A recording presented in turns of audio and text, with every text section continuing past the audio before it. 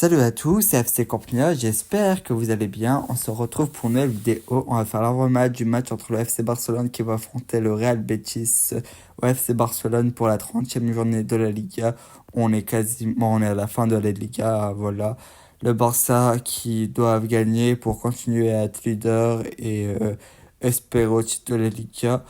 Le Barça qui va affronter le Real Betis qui est une équipe compliquée, c'est pas parce que le Barça les a battus deux fois 5-1 je crois en Liga et en Coupe du Roi que voilà le Barça va gagner facilement. Le Real Betis se sont bien repris, c'est vrai qu'ils avaient une saison très compliquée, ils étaient en grande difficulté, c'est pour ça que le Barça a gagné deux fois 5-1, voilà. Mais depuis quelques matchs, le Real Betis reviennent fort. Ils ont fait 5 matchs, 5 victoires, surtout contre de grosses équipes, contre le Real de Madrid, Las Palmas, je sais plus, etc. Je crois le Celta Vigo aussi. Alors ouais, ils sont en grande forme, ils sont en sixième du championnat.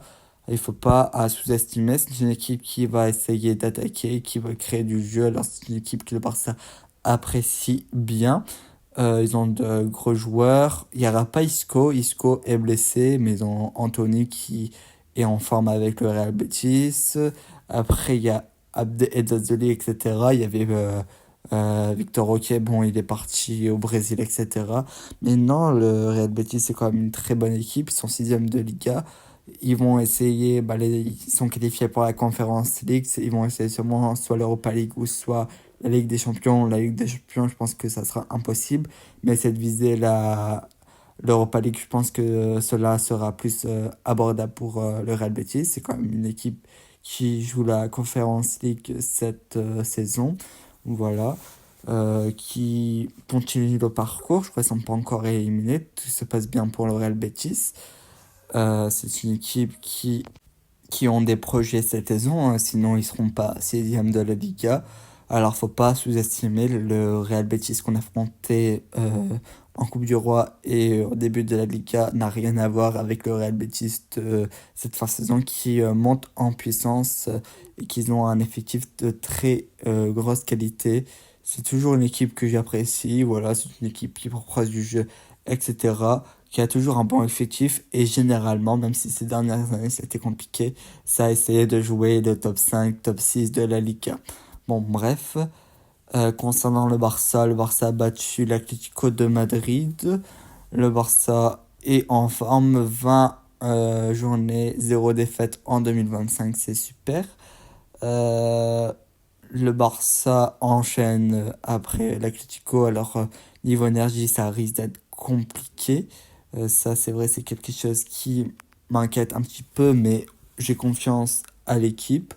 Pour moi, le Barça va réussir à gérer. Ça va être un match compliqué. Pas sous-estimer le Real Betis, qui est quand même une très bonne équipe de Liga, je le rappelle.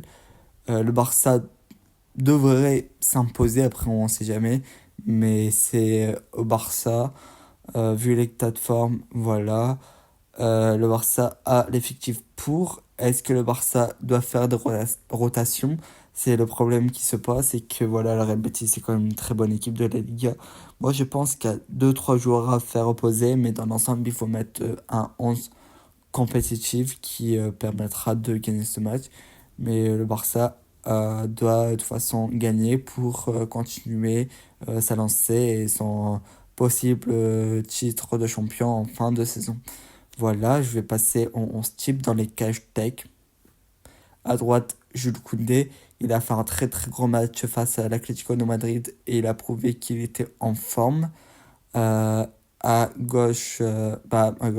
charnière centrale, Pau Cubarsí et Inigo Martinez, c'est la charnière centrale habituelle. À gauche, Baldé, il a pas enchaîné de match, il a été là titulaire et le dernier match en Ligue a été en remplaçant face à Girone.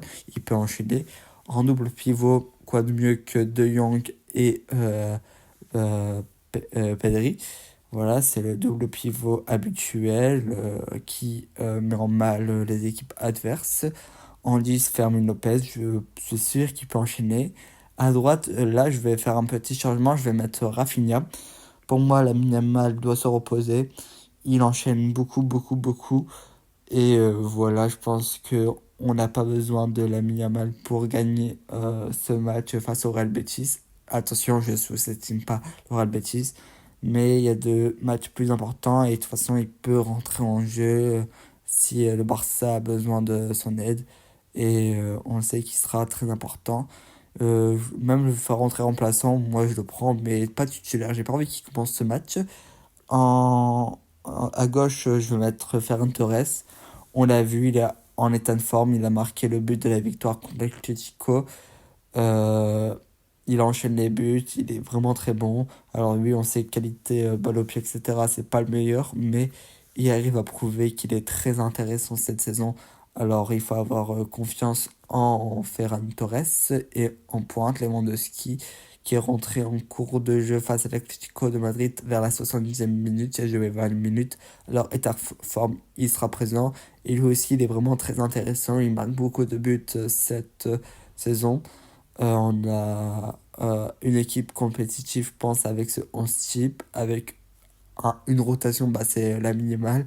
Évidemment, je pourrais mettre Pedri ou De Jong en rotation par rapport à Gavi aussi, on verra bien, mais moi je veux quand même mettre un 11 compétitif, mais juste faire reposer la Yamal. J'aimerais mettre Koundé en repos aussi, mais Hector Fort n'a pas le niveau malheureusement. Du coup, et vu que Koundé, on voit qu'il peut enchaîner Koundé, il n'y a pas de souci. Et comme aussi la Yamal, je vais finir sur ça, euh, a été fortement touché lors du dernier match et a signé à cause de Clément Langlais. Le faire opposer, ça le fera du bien, je pense. Et comme je l'ai dit, pour entrer en cours de jeu, il n'y a pas de souci. Et de toute façon, avec son 11 type, il y a pas d'inquiétude. Le Barça devrait s'imposer, même sans ou avec la Yamal. Voilà. Merci d'avoir suivi cet avant-match. On se retrouvera pour le débrief du match en espérant une victoire du Barça. Si la vidéo vous a plu, n'hésitez pas de liker, de commenter, de partager. Et au revoir.